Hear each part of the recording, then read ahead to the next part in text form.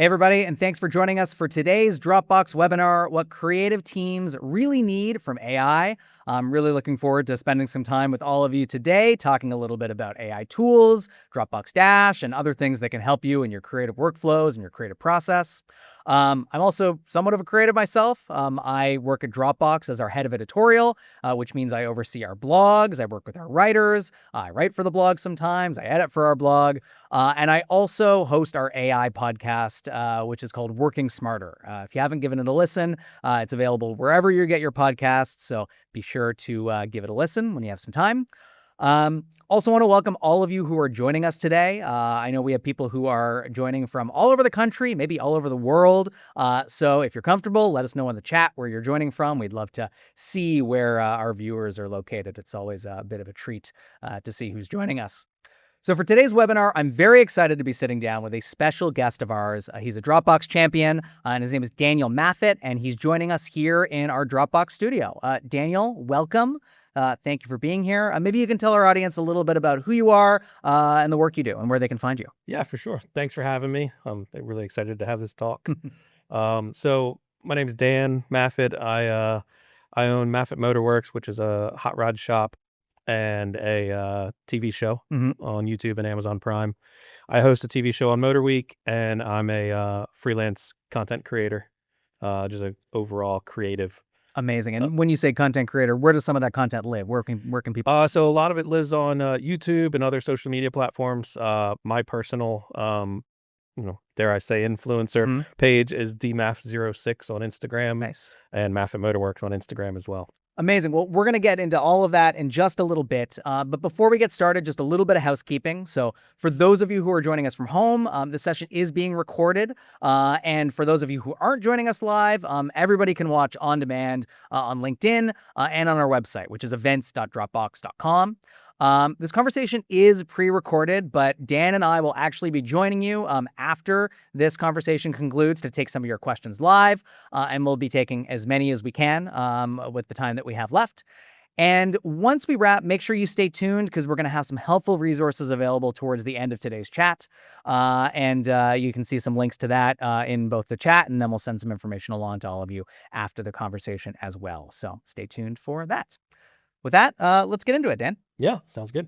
So, Dan, as you know, AI has obviously been a bit of a hot topic in the creative space over the last couple of years. I'm curious about lately, where you've been seeing adoption with some of the other creatives in your community. Like, how are people using AI? How are they responding to some of these new tools that are, now available on the scene?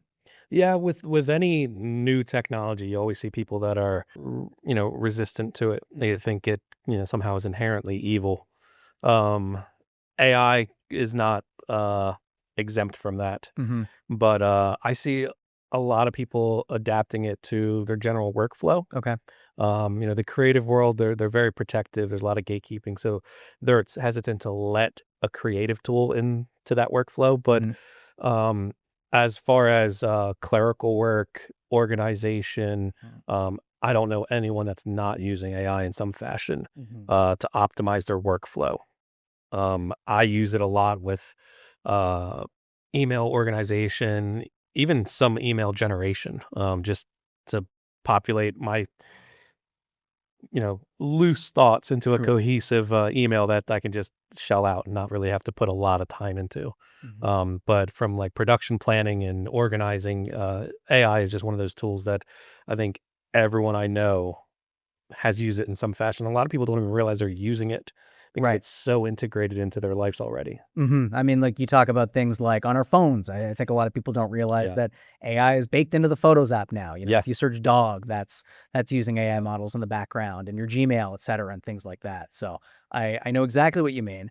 You mentioned your workflow a second ago and some of the ways that you've been using it, certainly on maybe some of the more administrative side of things, but I'm curious about more of the creative aspects of your job as well. And I'm wondering if you can walk us through a little bit of like, what is the day in a life of Dan Maffett? I mean, what does your workflows look like? And maybe what are some of the tools that are kind of coming into play to help you do what you do? Yeah, absolutely. So I generally, let's just say, if I'm going into a production, if I'm going to be shooting something, video, photo, let's just say I have a commercial that I'm filming, I will write a hot sheet of goals, Mm-hmm. timeline, topics, things like this, and I'll put it into an AI and say, write me a shooting script that matches these parameters Mm-hmm. with my ideas for the shoots. And it'll take my jumbled mess of of a plan and put it in a perfectly organized data sheet that is Mm-hmm. a standard, industry standard production sheet that I Sure. can then send out to get approval and get graded in reviews almost instantly. Hmm. And that is a process that, generally would have taken me, 2, 3 days to get to that point where I could send it and be confident of having people look at it. Right. Well, and what I love there is one of the things that you talked about is really starting from all of the content that you've kind of created, like your notes, Yeah. your process docs. Like you are basically feeding these AI tools stuff that is relevant to like you, your projects, your company. Yeah. And I think that's also really important to us at Dropbox and some of the tools that we build is we often talk about this idea of, AI tools plus humans plus context. And so Yes. really making tools that are assistive to you and I, to humans, to how people work, but also can leverage all of the context of like the work you're doing, the things you're creating. And that's how you get really, really good results. That's how you can actually get like, a shooting script, a plan, like a briefing doc, what have you, that's actually relevant to the work that you're actually trying to do. Like, do you find that that's the case for you, that there's a difference between maybe some tools and others, depending on how much kind of context you're able to give them about the work you do? Yeah, absolutely. So just to call back to the podcast that Yeah. you and I did, Mm-hmm. I had you on my podcast to talk about creativity. Yep. I took your website, I exported a PDF of it, Mm-hmm. and I took the mini bio you had, and I put that into Dash, Yep. and I had it learn who you were. I say, hey, review all these documents. Tell Mm-hmm. me a short bio on Matthew Braga. Who is he? And it wrote me a small bio, said, hey, this is everything you need to know. And I said, okay, well, break out a list of questions that would be good in a podcast interview. This is my goal with the podcast. Mm-hmm. And it broke out a list of 7 questions that I should think about. Hmm.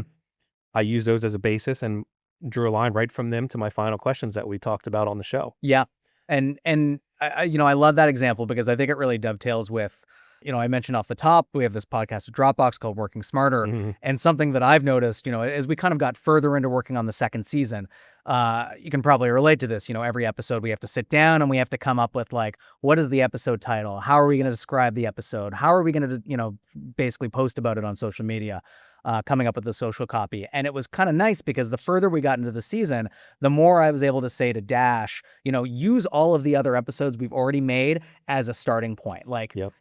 If you go to other AI tools and you say, hey, come up with an episode title for this, or come up with a, social copy that I can use to promote this, it doesn't have that background. Like it doesn't Yeah. have that context of all of the other stuff you've done.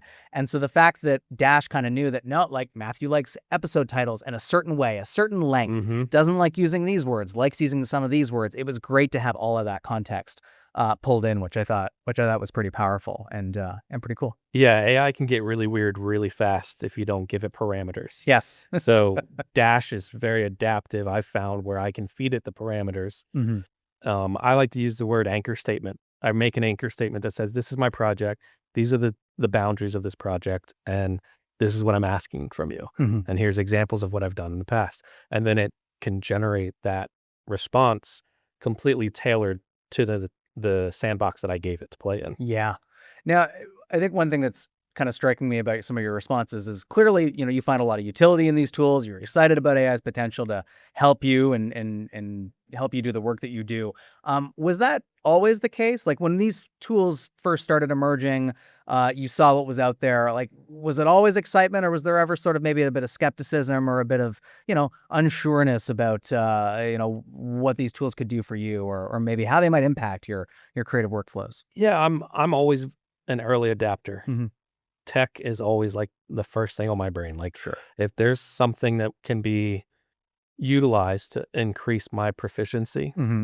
and optimize my time, because that's the only thing you don't get back, Yeah. I adapt to it. So when AI first started kind of populating, the chat bots and all these things, I started utilizing an image generation just to see what they could do. Yeah. And at the very first, it was kind of gimmicky. It Hmm. felt like it was not great. But in the past, just the past 3 years, Mm-hmm. there's these leaps and bounds in these AI platforms that are just incredible. And once I've realized that I could hand off some of the rudimentary things, Yeah. you know, clerical things, I could hand these pieces off so that I could devote more time to the creative side of stuff. Mhm. I dove all in. This is something that we hear a lot from folks, I think, where there's a moment when this stuff clicks, and I think it's when they realize that AI can really be almost like a teammate, like an AI teammate, an assistant. It's a helper. It's something that gives them more leverage to do the parts of their jobs that Yeah. they love the most, that they want to focus on the most, which I think is really really powerful when that kind of sets in. I am curious, for the people on your team, for maybe other people or your industry that you work with, or people in your community. Was their reaction the same, or was there maybe kind of work that you or others had to do to kind of convince them of the utility or the potential for these tools to help them? Yeah, so it's a mixed bag because Mm, I work in several different industries. I work in the sure. music industry, the film industry, the automotive industry, and then the creative industry. Mm. So I'm stretched across a few different things, and the creative world kind of loved it. Kind of was like, "Oh, this is neat. We can draft ideas and come up with plans." Once it got into, like, image generation and Yeah. creating art with AI, that's when they started kinda putting up a wall. Like, "No, we're not okay with that part Hmm. of it." Same thing in the music world. Music world was like, "Oh, wow, I can organize this. I can plan shoots. I can do this."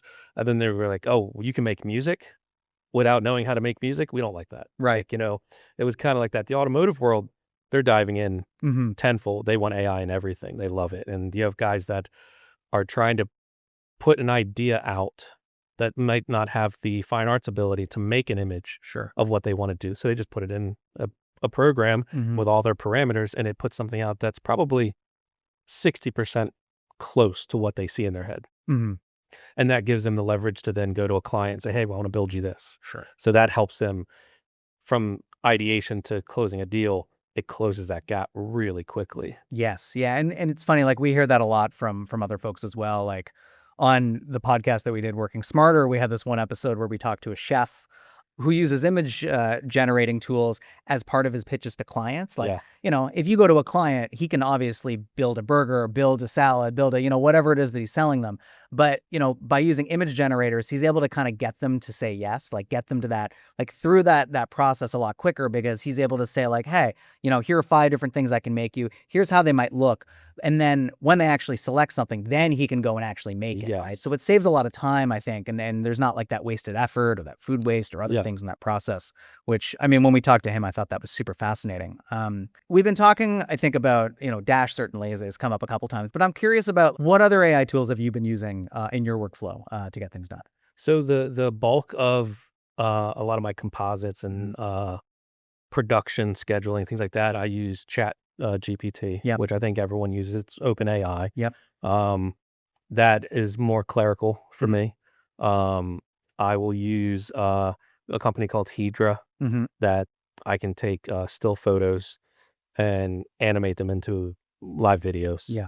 And that's just algorithmically on social media, those videos rank very high.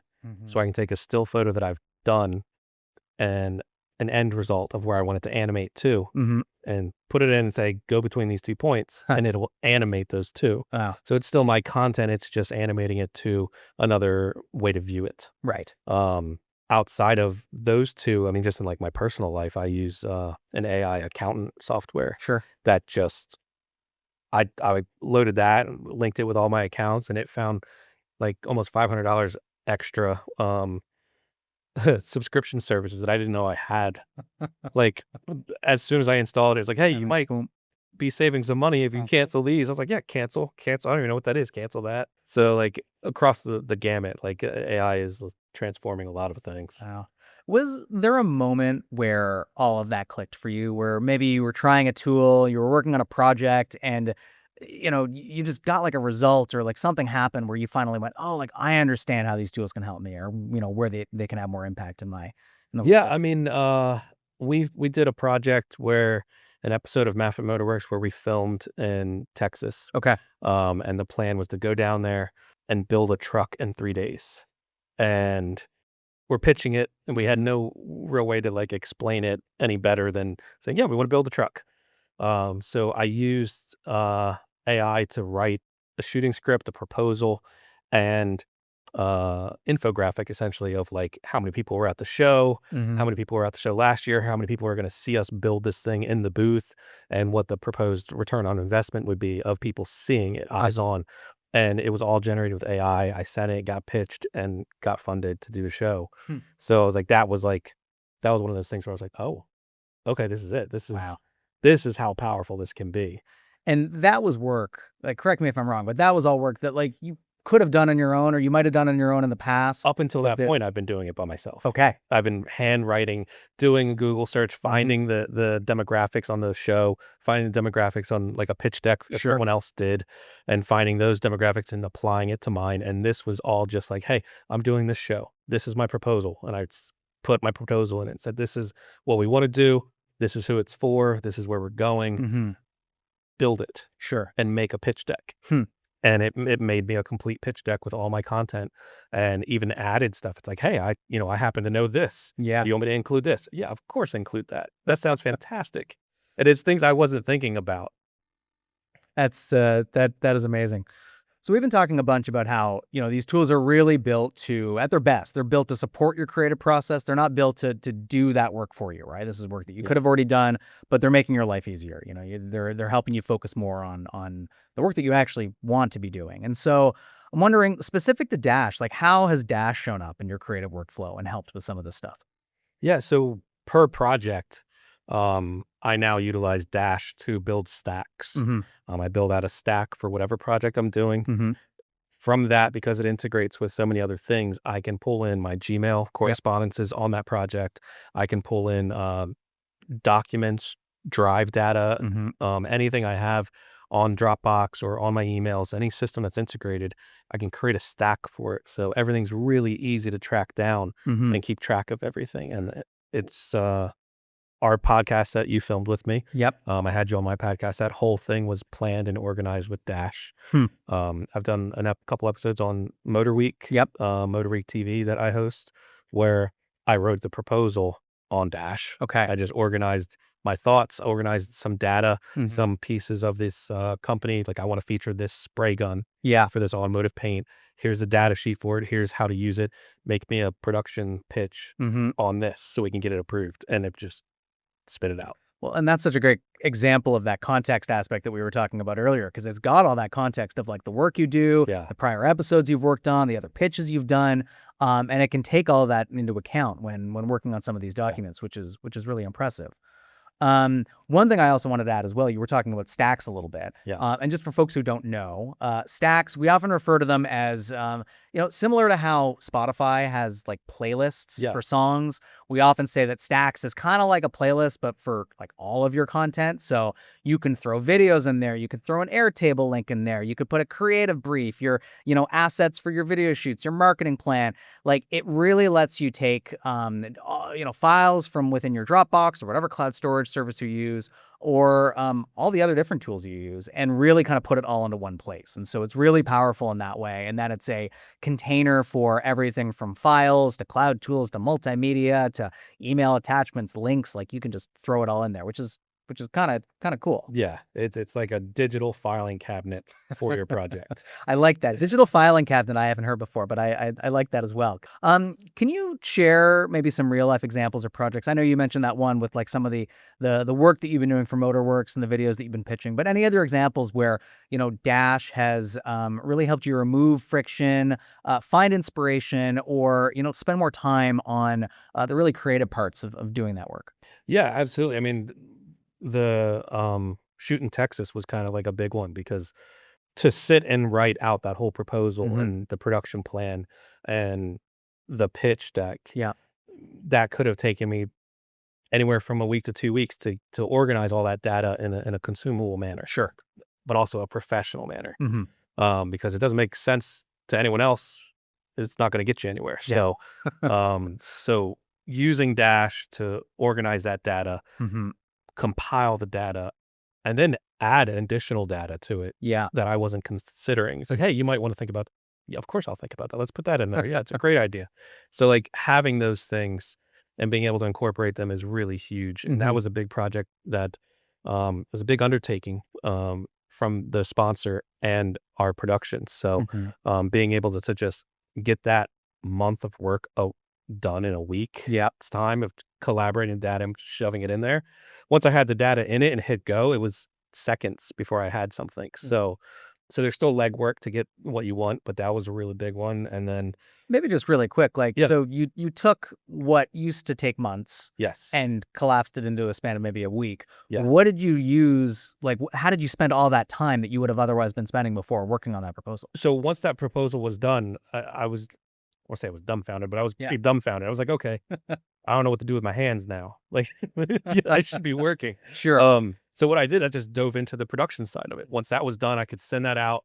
I was able to plan travel. I was able to plan hotels. I was able to plan cameras, shooters, and assistants on site because I live in Delaware. The shoot was in Texas, so I had everything was off site, so everything had to be planned to a T. And I was able to devote extra time to that, and it was probably my smoothest travel shoot I've had yet because I had more time to devote to that. That's usually the last thing I think about is the travel aspects. Wow.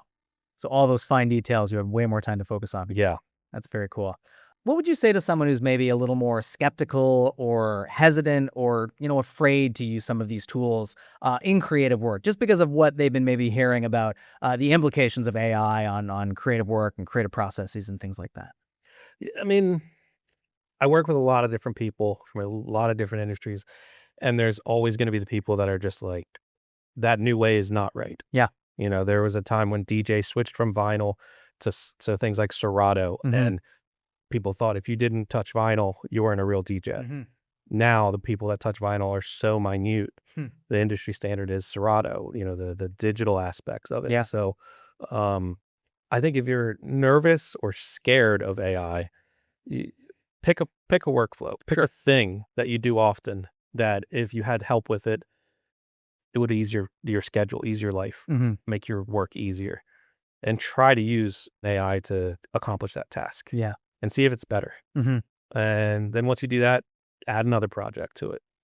And then as far as creative goes, your touch on the project, your human touch on the project is what's going to give it its soul. Sure.